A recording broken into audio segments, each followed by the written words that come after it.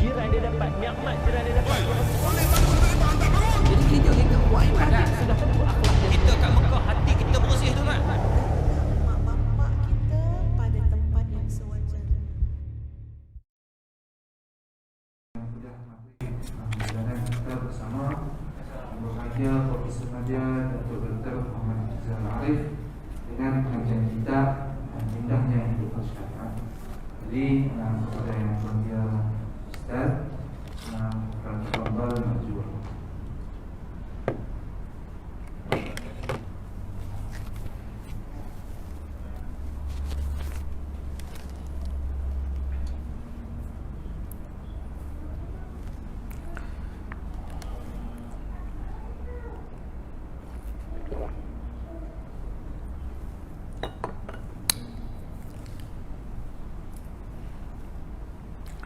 Bismillahirrahmanirrahim.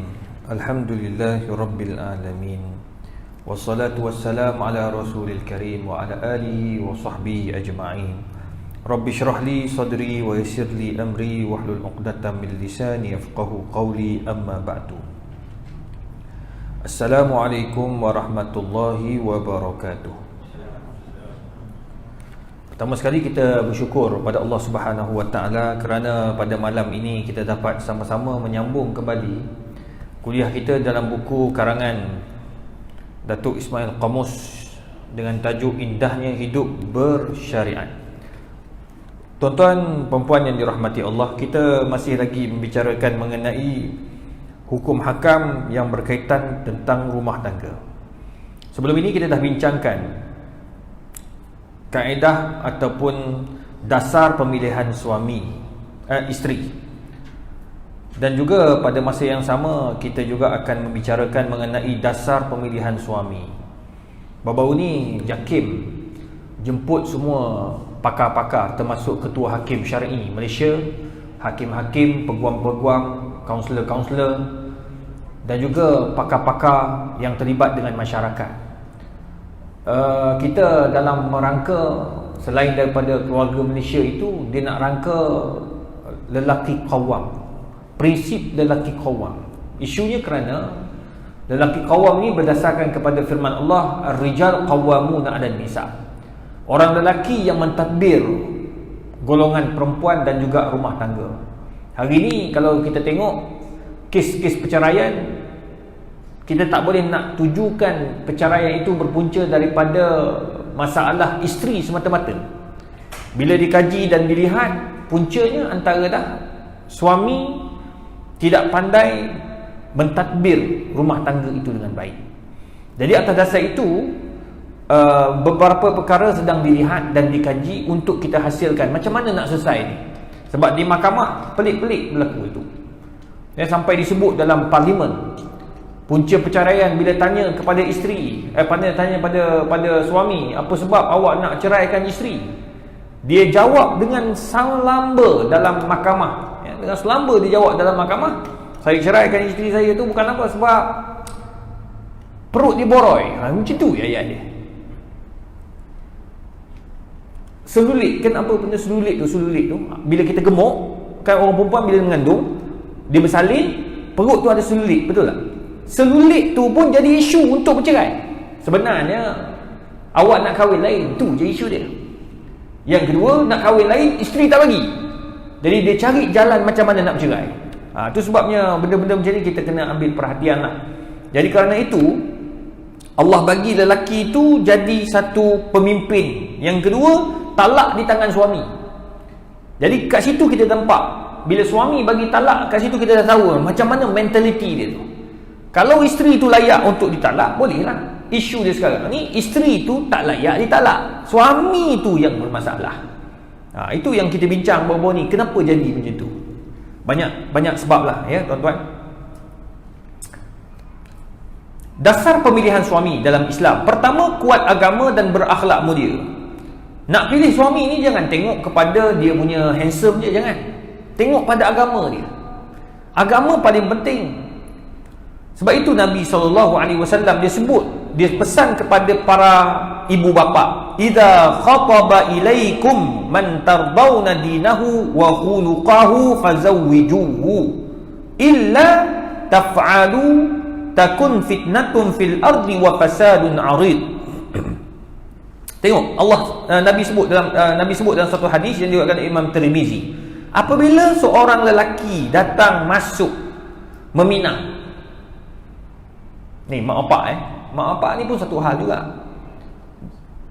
Dia pilih bakal menantu ni macam dia nak kahwin, tu satu hal juga.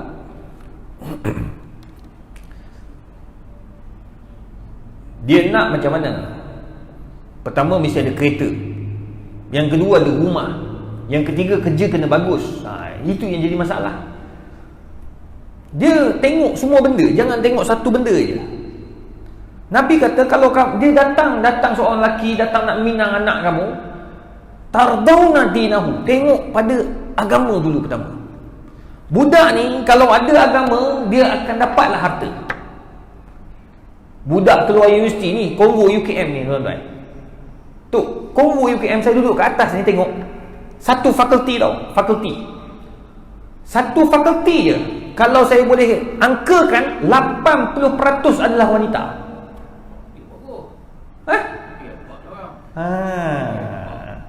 Perempuan seorang lelaki 4. Amboi, bagus pengurusi surau kita ni. Bayangkan 80% perempuan. Sampai saya dengan Datuk Agus kat tepi tu kata, mana lelaki ni? Perempuan.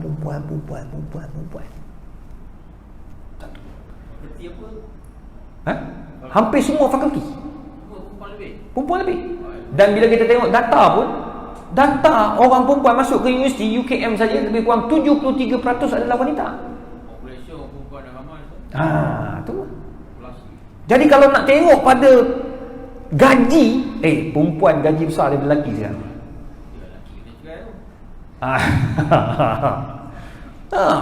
Jadi nak bagi tahu sekarang ni kalau nak tengok pada duit, memang orang perempuan mungkin akan lebih duit daripada kita. Cuma perempuan ni masalah dia, kalau dia ada duit dia tak kisah sangat. Dia tak kisah orang lelaki dia gaji rendah, cuma kena bertanggungjawab je.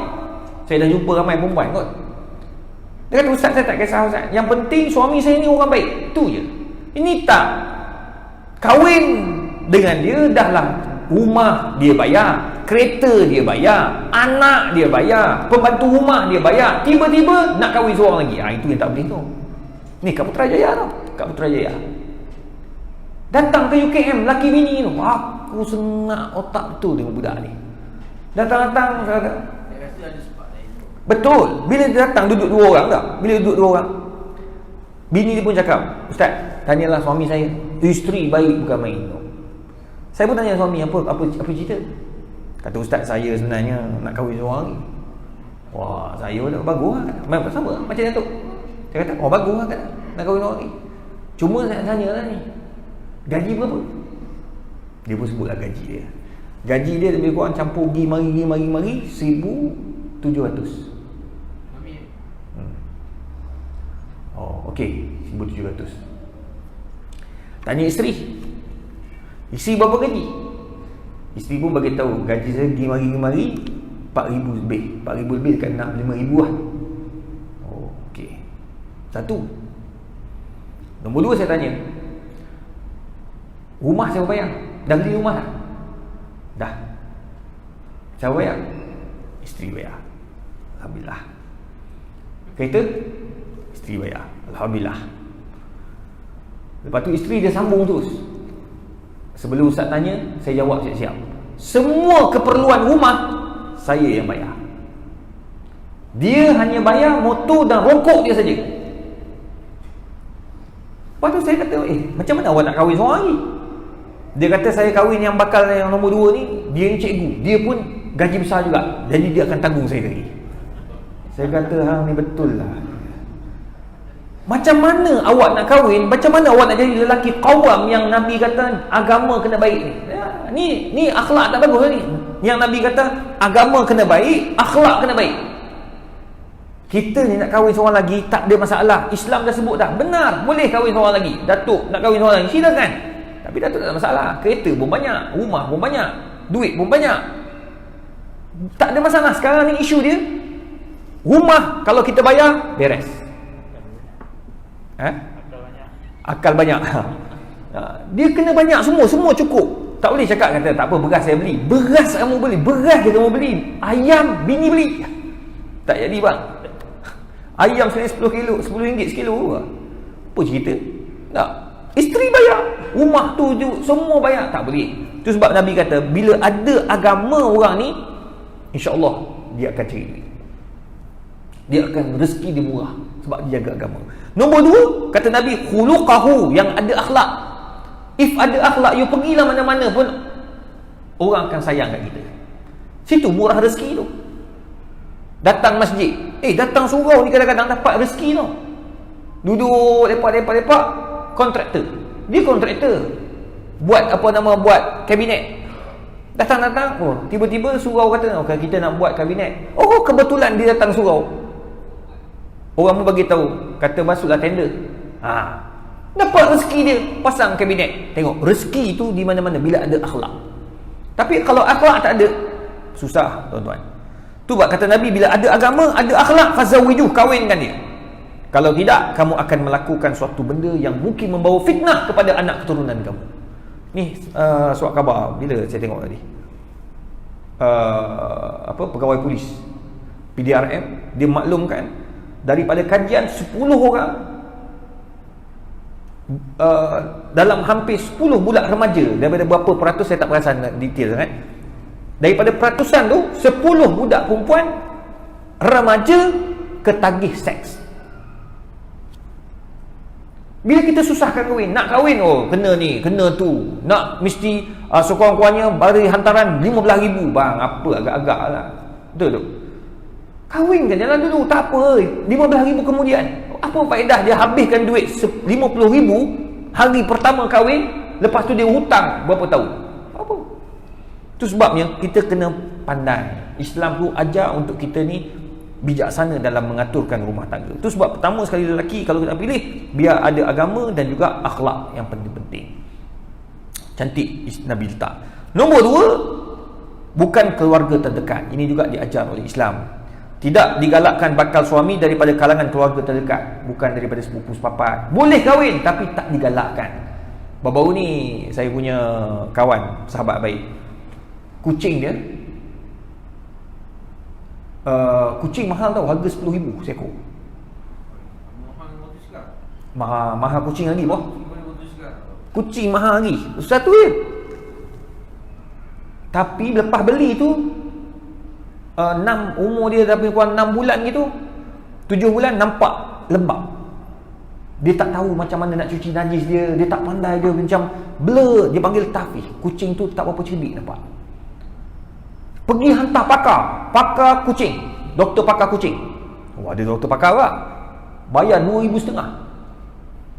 Bayar kucing, mahal, bahaya kucing lagi daripada doktor kita ni. Kita dapat juga kerajaan bayar. Ni tak, kucing pergi bayar 2,500, doktor pakar cek. Dia test angkat tangan, main bola. Dia test, ada 10 test dia test pada kucing ni.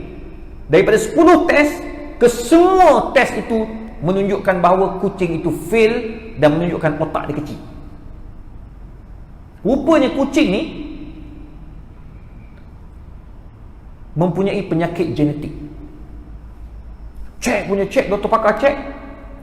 Penyakit genetik ni ada 2 sebab. Pertama, dia accident mungkin dia otak dia rosak, dia tak kena accident. Nombor 2, kahwin adik-beradik atau sepupu sepapat, itu lebih kurang lah. Adik mudah saja kahwin adik-beradik. Kucing abang kahwin berzina dengan adik dia, gitulah. Keluarlah kucing ni nama ni. Nama kucing dia Tony keluar. Tony jadi bodoh. Sebab apa? Genetik rosak. Rupanya antara binatang pun takkan berlaku. Lepas tu pun saya ingat UPM. Saya ada buat kajian jurnal dengan UPM. Rupanya kucing sifat dia tak akan buat sesuatu dengan binatang yang sama dengan keturunan dia. Anak dia ke, cucu dia ke, dia cium dia bau dah. Kecuali mereka dipaksa. Boleh kenal bau. Dia tengok kambing tak ada kambing. Ambil mak dia dia betul. Ya, saya tengok tu. Betul ke takut mak akak. Tapi kalau kucing, kajian dia orang buat memang tak akan sama. Kalau sama pun dia akan jadi apa tau? Dia akan jadi masalah. Tu antara dia penyakit genetik. Akhirnya dapatlah detect. Daripada 10,000 tak laku kucing tu. Tak boleh nak jual lah, sebab memang bodoh. Kucing tu dia bodoh. Kalau dia lepas ni beranak pun, dia dapat anak pun, anak dia akan jadi penyakit yang sama. Allah, tengok. Ni benda-benda yang kita kena faham juga. Tu sebabnya dalam untuk manusia bukan haram, cuma tak digalakkan. Doktor-doktor pun tak menggalakkan kita kahwin orang dekat-dekat dengan kita. Dia suruh kahwin jauh-jauh. Sebab genetik, untuk jaga genetik. Ni panggil penyakit genetik. Macam-macam penyakit genetik ni. Jauh sangat tu. Jauh sangat. Padang ambil orang Johor kan. Dia apa jauh-jauh Mongolia tu. Nombor 3, bebas dari penyakit berat. Ini penting juga. Seorang lelaki mestilah bebas dari penyakit-penyakit yang menghalangnya daripada berkahwin, seperti gila, kusta dan lemah syahwat. Ini pun sama. Ya, jadi ini antara 3 benda. Cuma ditambah juga oleh para ulama. Antaranya Syekh A'in Al-Qarni. Kalau nak cari suami, yang keempat, dia mestilah seorang yang boleh menjadi imam dalam solat. Itu bagus. Memang agama dia kuat, dia datang masjid selalu, tapi sekurang-kurangnya mesti boleh jadi imam. Macam ni, kahwin dah. Alhamdulillah. Dia tengok muka tahu boleh jadi imam dah. Tak kahwin ke? Kahwin dah kan? Kahwin dah. Katakan ada seorang, dia nak kahwin dengan anak kita, tak payah cek banyak-banyak, suruh jadi imam je. Tapi jangan ajak dia makan tengah hari. Kena jadi imam zuhur, senang, tak payah baca apa-apa. Suruh datang maghrib. Datang kita makan kat rumah kita lepas maghrib. Selalunya kalau lelaki tu dia betul-betul gentleman, dia akan sampai maghrib. Tapi kalau dia tahu dia jenis kona-kona, maghrib tak boleh lah, ada kerja lagi. Bila dia datang? Lepas isyak. Dia tahu dah, lepas isyak semua orang dah sembahyang dah. Mesti. Jadi kalau lepas isyak, bapak kena kata apa? Tak boleh. Lepas isyak, bapak ada hal. Kita nak makan lepas maghrib. Dia kena adjust macam mana pun datang masa maghrib. Lepas tu, dia datang lepas maghrib pun tak apalah. Tak apa, jangan risau. Lepas maghrib takut jam. Kau datang lepas maghrib. Kita semua yang isyak bersama. Wabillahi taufik dia masa tu. Masa tu, suruh dia try jadi imam. InsyaAllah. Kalau dia boleh baca Fatihah dengan baik, baca sedikit ayat pendek, cukuplah tu. Bolehlah tu. Mana budak ni ada haibah ar-rujuliyah, dia ada kekuatan sebagai seorang lelaki. Okeylah tu, jadi imam. Tu dia. Tu nombor 2, nombor 4 mesti boleh jadi imam ya, dalam keluarga. Kalau tak boleh jadi imam, maksudnya kata Syekh A'in Al-Qarni, kalau dia tak boleh jadi imam dalam solat, bagaimana dia nak jadi imam kepada keluarga yang lebih besar? Betul tu. Itu nombor 4. Nombor 5, imkan qiraatul Quran. Dia boleh membaca Al-Quran dengan baik. Ni pun antara cadangan dibuat oleh baru-baru ni, cadangan daripada komuniti untuk jadikan lelaki kawam sebelum kahwin ni. Sekarang ni kursus kahwin berapa lama? Berapa ke? 2 hari ke? 2 hari. Mana Datuk tahu? Datuk ingat lagi? Saya tak ingat Datuk. 2 hari ya? 2 hari. Sekarang ni dia orang nak tambah, bagi lama sikit. Bagi lama lagi baru boleh kahwin. Saya tak tahulah cakap apa kan. Tapi betul juga, sebab dia orang ni belajar falsafah nikah, falsafah itu, falsafah ini, tapi dia tak tahu tentang talak.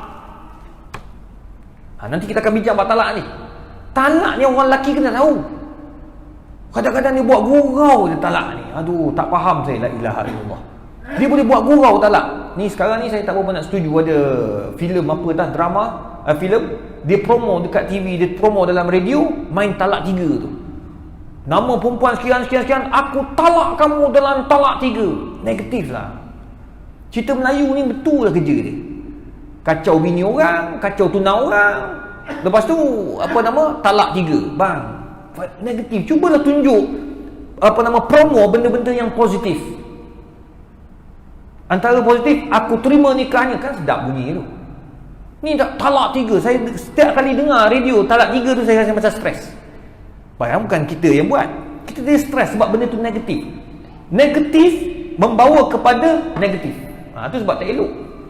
Tu sebab cerita Melayu tak boleh pergi jauh. Sebab apa? Sebab banyak benda yang tak buat kajian dah tuan-tuan.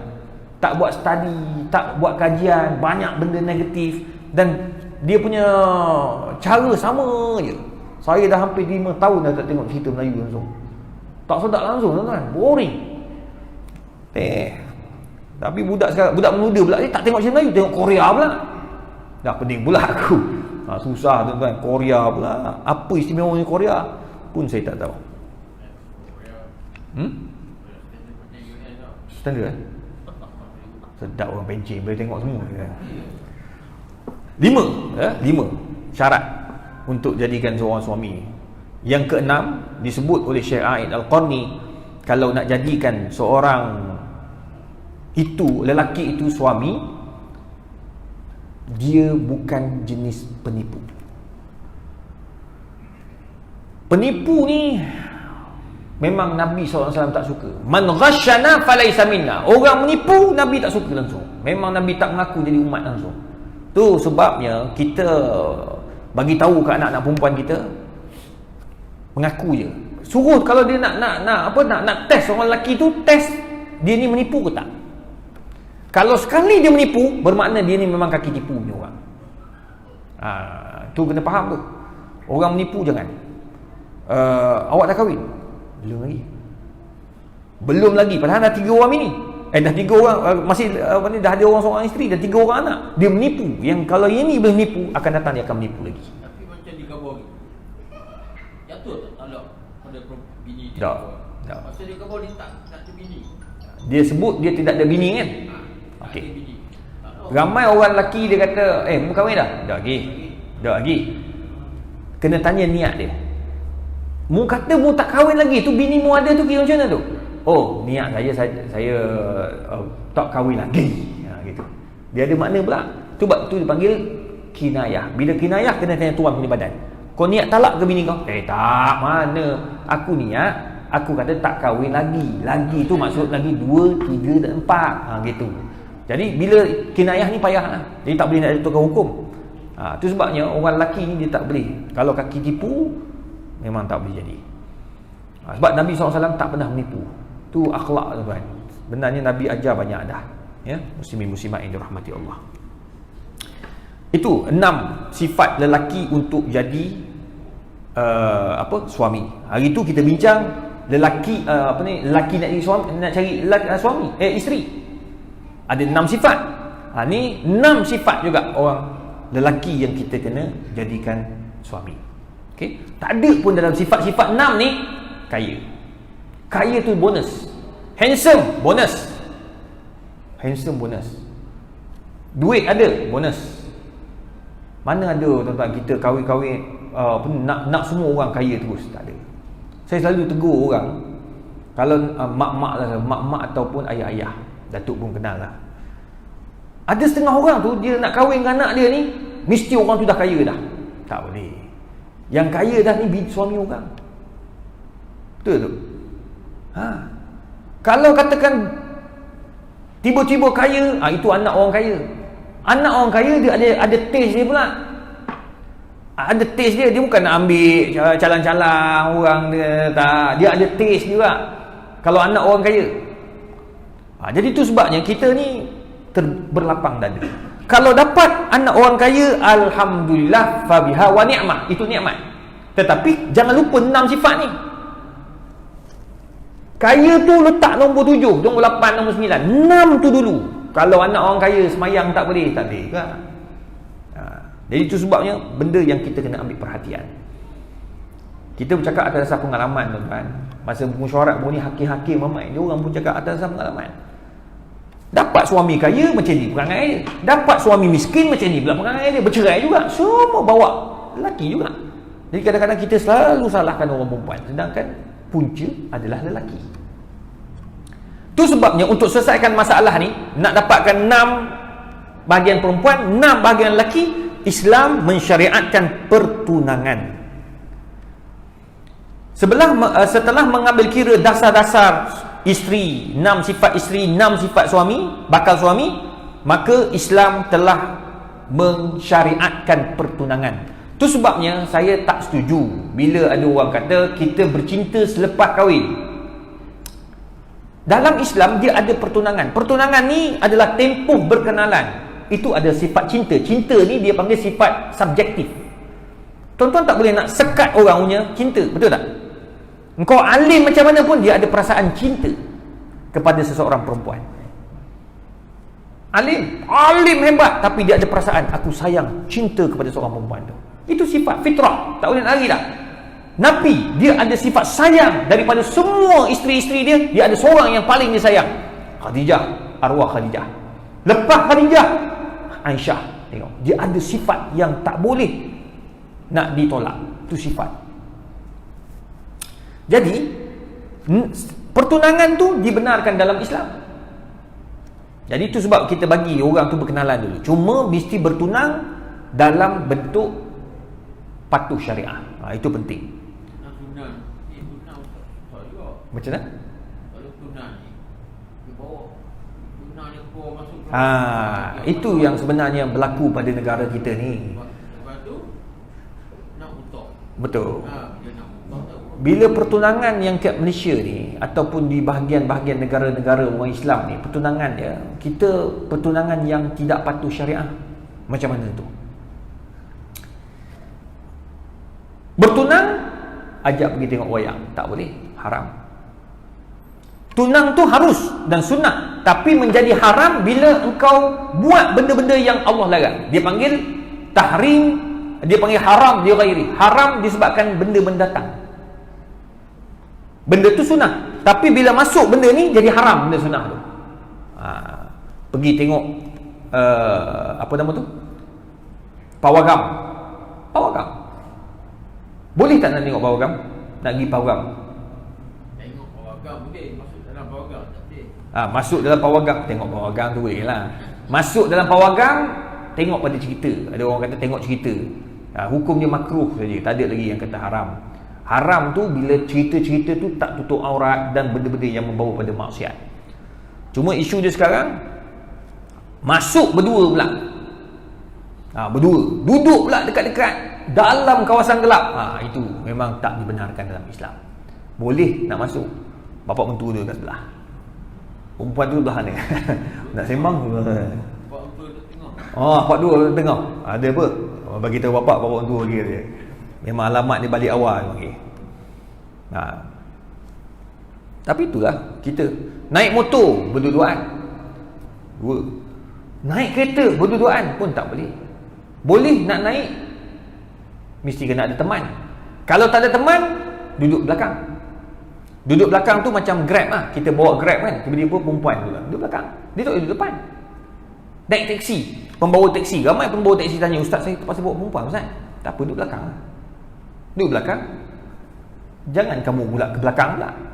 Siapa bawa teksi? Jadi maknanya tuan-tuan perempuan, kita banyak buat benda yang Allah larang. Itu sebabnya pertunangan tu jadi rosak. Bawalah teman. Sebab Nabi pun bagi tahu fasyaitanu sadisuhuma.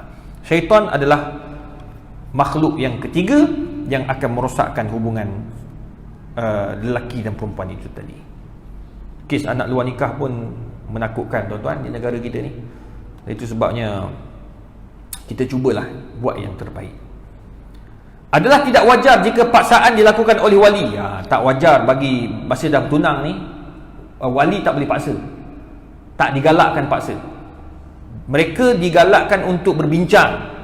Itu sebabnya dalam kitab fiqh dia panggil as-sukut bermakna rida. Bila orang perempuan tu dia ditanya oleh bapa nak kahwin tak dengan tunang kamu tu, dia senyap tu maksudnya nak kahwin lah tu. Baik.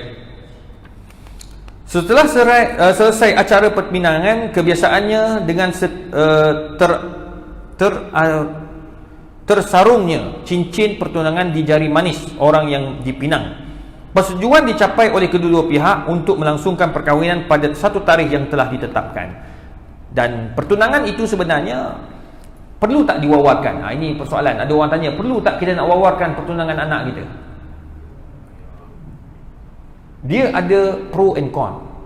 Kita boleh mewawarkan untuk memaklumkan kepada orang bahawa dia telah diikat, tetapi tak perlu sampai kita bermegah-megah sehingga jadi takbur. Tak boleh.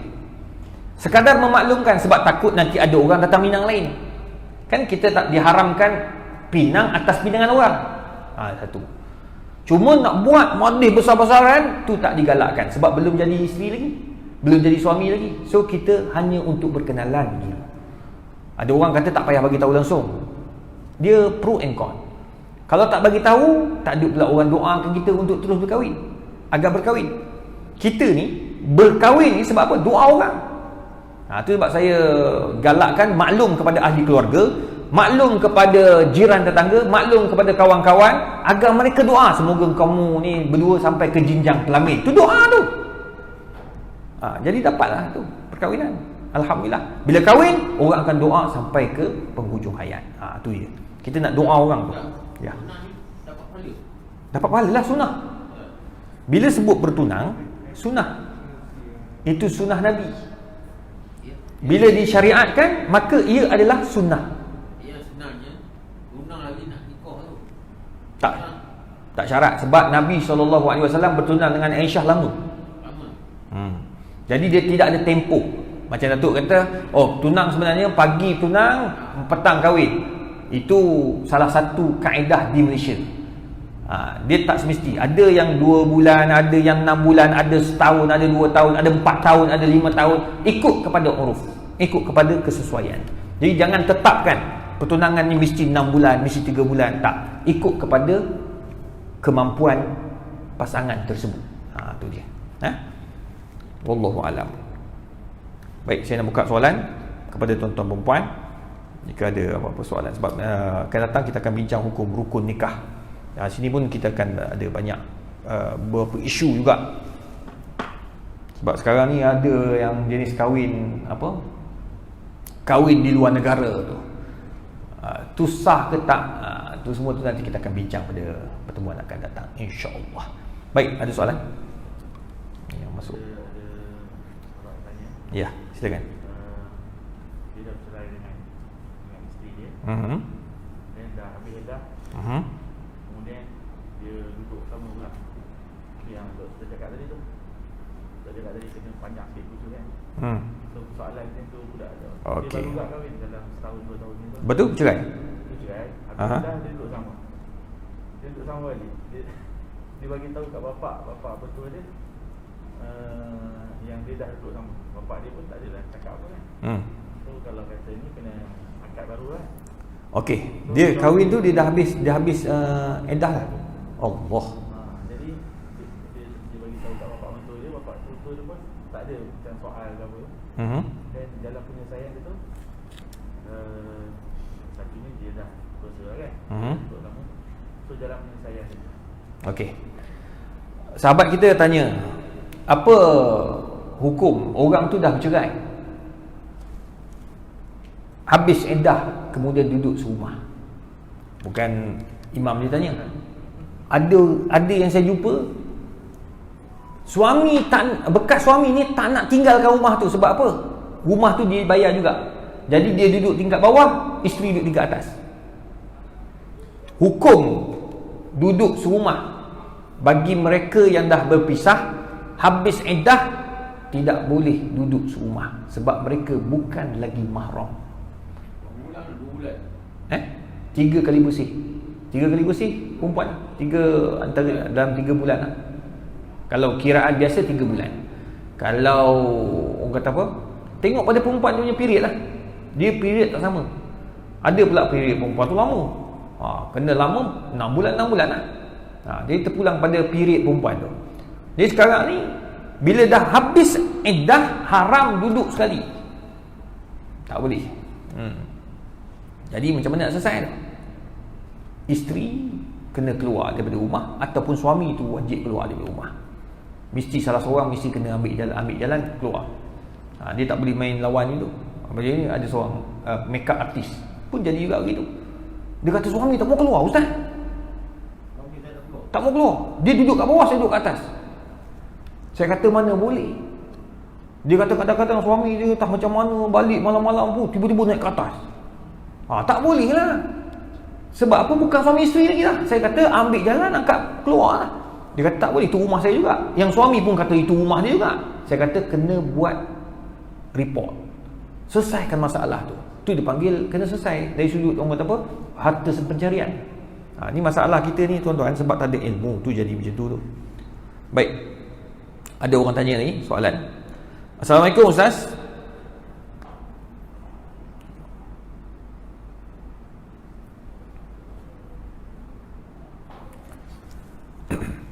Saya nak bertanya, apa pandangan doktor sekiranya seseorang itu dalam keadaan terdesak meminjam wang pinjaman berlesen, iaitu ahlum, untuk membayar sewa rumah kerana kesusahan hidup.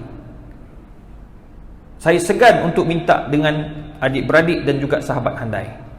Jadi saya mengambil jalan untuk mengambil pinjaman dengan ahlum.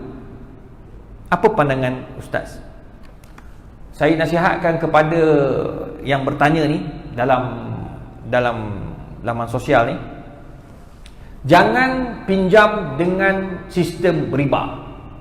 Ahlum confirm riba. Pinjam 10, kau bayar 20, mungkin lebih, wallahu alam, mengikut interest yang telah ditetapkan. Maka pinjaman macam itu, pertama hukumnya haram, kerana buat pinjaman dengan sistem riba. Itu satu. Nombor dua, kamu menjadi berdosa dan haram kerana mendatangkan mudarat untuk diri kamu dan keluarga kamu. Pinjam dengan ahlum ni dia bukan macam pinjam dengan bank. Pinjam dengan ahlum, dia datang rumah, silat hari bulan, dia mengasari ahli keluarga kita. Na'uzubillah. Bukti, kawan saya kan duduk di Johor, dia ni ustaz, dia beli rumah murah, rumah lelong. Rumah tu rupa-rupanya rumah peminjam ahlum. Lepas dia pinjam, dia beli rumah tu, dia duduk lah. Ahlum selalu datang rumah dia, baling cat, kena kereta. Dia ni tak tahu apa, kenapa orang baling cat. Pergi report polis, polis kata ini rumah dulu memang orang yang pinjam ahlum, jadi ahlum selalu buat kacau. Satu hari nak jadikan rezeki, dia sampai rumah, ahlum pun sampai. Nampak? Jadi kebetulan pula ustaz ni bukan cap ayam lah, bukan cap ayam ni ustaz lah, silat gayung ni orang. Jadi 3 orang datang minta duit. Dia kata, duit apa? Aku beli rumah ni, tuan lama dah tak ada. Dah kata takkan you tak tahu rumah ni. Dia nak pukul, dia balun 3-3 jalan, lembik 3-3 dia kata. Ustaz balun lah. Ustaz bukan cap ayam tu, ustaz hebat lah. Jadi apa berlaku? Dia bagi tahu kepada orang taman tu untuk protect dia, keluarga dia. Sebab ahlum tu datang. Tengok, nak bagi tahu ahlum ni bukan kacau keluarga dia je, orang yang beli rumah dia pun jadi masalah. Tengok, ni ahlum. Itu sebabnya haram kita mendatangkan mudarat untuk diri kita, sebab Nabi kata la darara wala dirar.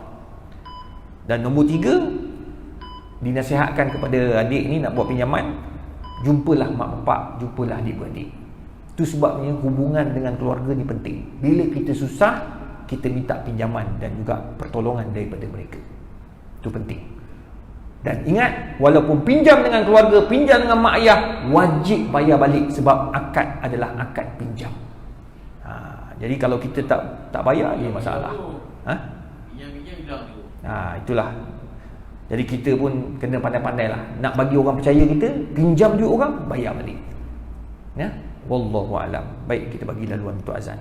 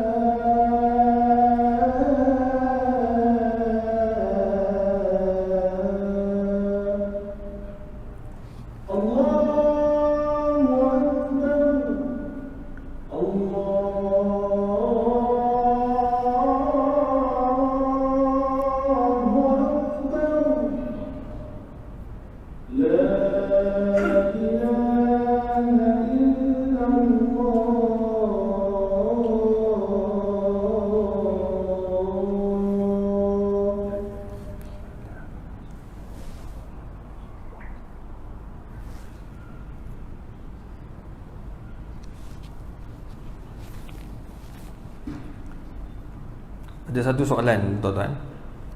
Assalamualaikum.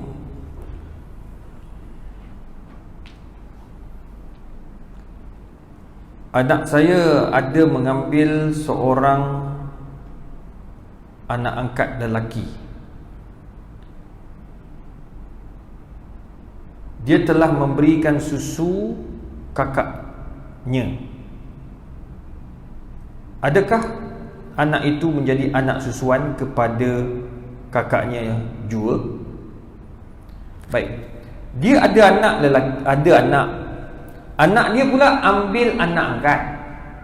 Bila ambil anak angkat, anak tu pertama mestilah bawah 2 tahun. Kemudian dia nak jadikan anak susu agar dia boleh berdua-duaan dan jadi mahram dia dalam rumah. Macam mana nak buat? Pertama, sama ada dia bagi dia punya susu dengan makan pil atau sebagainya. Itu yang pertama. Yang penting 5 kali kenyang. Nombor 2, dia bagi kepada ahli keluarga dia yang boleh memberi susu badan. Kebetulan ni kakak dia pula mengandung dan bersalin kebetulan dengan budak ni lebih kurang sama umur. Maka dia bagi anak dia ni, bagi kakak dia untuk menyusu. Jadi budak ni 5 kali kenyang, jadilah anak susu kepada kakak tu tadi. Dia dengan budak tu jadi apa? Jadi mak saudara susuan. Macam mak saudara sambik, mak saudara betul lah. Maka jadilah mahram kepadanya. Selesai masalah. Ini mesti anak lelaki tadi. So bila anak lelaki, dia anak susuan, anak angkat anak susuan dia, anak saudara susuan dia. Jadi dia dengan suami tak ada masalah. Ya, sebab lelaki dengan lelaki, dia dengan suami ni, dia dengan budak tu yang penting. Jadi tak ada masalah. Jadilah anak susuan kakak, dan jadi kita ni pula, anak kita ni pula jadi jadi ibu saudara susuan. Jadi mahram. Dan anak, kena ingat, anak angkat ini atau anak susuan hukumnya sama macam anak kita, kecuali mereka tidak layak menerima harta waris. Itu saja. Yang lain semua sama. Itu sebabnya Allah Ta'ala cantik, hebat. min ba'di wasiyatin aw dain. Allah menetapkan wasiat. Anak susu ni tak layak dapat harta waris, tapi layak dapat 1/3 wasiat. Hebat kan? Allah nak jaga keluarga kita. Allahu Akbar. Assalamualaikum Ustaz. Saya ingin bertanya sikit berkaitan dengan isteri ni. Tadi Ustaz cakap tentang suami punya akhlak. Ni sekarang saya nak tanya tentang isteri saya punya akhlak. Oi, lain macam kau ni. Isteri saya suka balik kampung. Tak jauh, Shah Alam saja. Tetapi selalu dia balik tanpa izin saya. Saya anggap dia derhaka. Boleh ke Ustaz? Adakah isteri saya ni dikira nusyus? Okey. Tuan-tuan, isteri kita ni dia suka balik kampung. Syarat pertama, nak balik kampung, nak keluar rumah, isteri wajib minta izin suami. Itu satu. Nombor dua, isteri ni pula, dia bila dah balik kampung, dia tak minta izin pula balik rumah mak dia. Kita nak tentukan isteri kita ni nusyus, ulama detailkan. Isteri, saya ada isteri. Apa isteri saya ni pergi mengata tau, mesyuarat sana, mesyuarat sini, mesyuarat sana, pergi pejabat, patah balik, pergi sana, pergi sini. Saya pun tak tahu dia kat mana sekarang ini. Sekarang ni pukul apa? 8.30. Saya tak tahu di mana dia. Adakah dia nusyus? Dia tak minta izin. Ulama bagi dua. Pertama, jika benar kamu tidak memberi izin kepada isteri kamu untuk keluar daripada rumah, maka kamu tidak dibenarkan atau kamu tidak boleh memberi apa-apa keistimewaan kepada isteri kamu. Maksudnya, tak boleh bagi kunci kereta, tak boleh bagi kereta, dia kena duduk rumah dan tak boleh keluar. Jadi, ulama tersebut, Syekh Syukir kata, dia kata, adakah kamu jenis lelaki zalim macam tu? Satu. Kamu letakkan syarat pula, nak keluar rumah mesti WhatsApp, bagi tahu, SMS, telefon, saya nak keluar pergi beli barang, saya nak keluar pergi rumah jiran, saya nak keluar pergi meeting, saya nak keluar pergi Putrajaya. Bang, awak pun tak sempat nak layan lah. Betul tak? Jadi dia panggil, itu dia panggil izin khusus. Maknanya setiap keluar tu kena minta izin. Kalau dia langgar, baru nusyus. Kalau tidak, tak pun nusyus lagi. Sekarang ni, abang kita ni, dia nak marah sangat ni, awak bagi dia kereta. Ni dia panggil keizinan umum. Bila awak bagi kunci kereta kat dia, secara automatik awak telah memberikan keizinan untuk dia keluar ke mana-mana selagi mana tidak melanggar hak-hak Allah dan Rasul. Selesai. So sekarang ni isteri kita keluar pergi rumah mak dia, adakah dia pergi buat maksiat? Jadi awak nak kata apa? Tak, dia balik rumah mak dia. Mak dia masih ada kot. Mak bapak dia masih ada kot. Mak bapak dia tu adalah mak bapak awak juga. Tu kena ingat. Nampak? Jadi awak dah memberi izin umum kat dia untuk pergi tempat-tempat yang baik. Yang jadi nusyusnya bila dia keluar pergi kelab malam, itu baru jadi haram dan nusyus. Cuma walaupun suami dah bagi kunci kereta kat kita sebagai isteri, kena bagi tahu juga sepatah dua. Suami, bang, saya nak pergi rumah mak. Dan suami ni kalau dia ni suka dengar minta izin setiap saat dan setiap detik, bolehlah buat macam tu. Kalau saya tak, saya kata awak nak pergi tempat yang tak balik rumah, baru bagi tahu saya. Selagi benda tu baik, ada kaitan dengan kerja awak sebagai pensyarah universiti, ada kaitan dengan kerajaan, ada kaitan dengan tugasan wajib awak tu, silakan pergi. So tak payah nak minta izin ke sana ke sini, sebab saya pun sibuk. Kan kalau saya tak bagi izin kan tak mesyuarat dia kan. Betul tak? So kita pandai-pandailah bawa diri.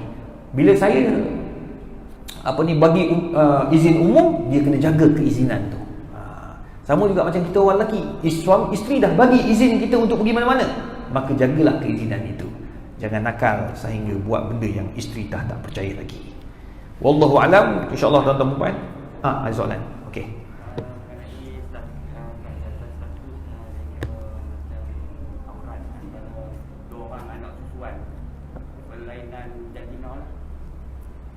macam pak dia ambil perempuan, abang ipar dia ambil lelaki. Abang ipar, kakak ipar? Kira dua orang. Dua keluarga lah. Keluarga. Okey. Memang cerita yang bagi full lah. Kecil macam baby itu. Jadi nak tahu antara mereka dua orang ni had aurat ni macam mana? Mana dua-dua tu anak susuan lah. Okey, katakan Dia dengan benda apa antara adik-adik ni lah, anak nakal dia, nakal ni macam mana? Oh, okey. Sekarang ni yang bagi susu siapa? Isteri anda. Isteri Haji. Isteri Haji ada dua orang anak susu, betul? Okey. Lelaki seorang, perempuan seorang, betul? Maka dua-dua ni adalah anak susuan. Okey, cantik. Antara dia berdua ni dipanggil adik-beradik susuan. Hukum adik-beradik susuan sama macam adik-beradik kita. Selesai? Okey? Macam mana dia dengan sepupu-sepupu yang lain ni? Hukum dia sama macam hukum sepupu kita. Dia anak susuan kita, perempuan kan? Dengan anak abang kita, lelaki, sepupu kan? Maka dia berdua tu aurat dia sama macam sepupu lah. Boleh tak dia bersalam? Tak boleh salam. Sebab apa? Sepupu. Boleh kahwin. Nampak? Yang tak boleh kahwinnya sama susuan. Dia mereka berdua tu, lelaki perempuan ni, dia walaupun bapak lain, mak lain, tapi satu susuan, dia dua-dua ni adik-beradik susuan. Nama? Wallahu a'lam. Sama. A'udzubillahi minasyaitonir rajim. Bismillahirrahmanirrahim. Alhamdulillahirabbil alamin wassalatu wassalamu ala rasulil karim wa ala alihi washabihi ajmain. Allahumma faqihna fid din wa 'allimna at-ta'wil. Allahumma yassir wa la tu'assir ya mujibad da'awat. Wa sallallahu ala sayyidina Muhammadin wa ala alihi washabihi wasallam insyaallah. InsyaAllah kita jumpa pada bulan depan.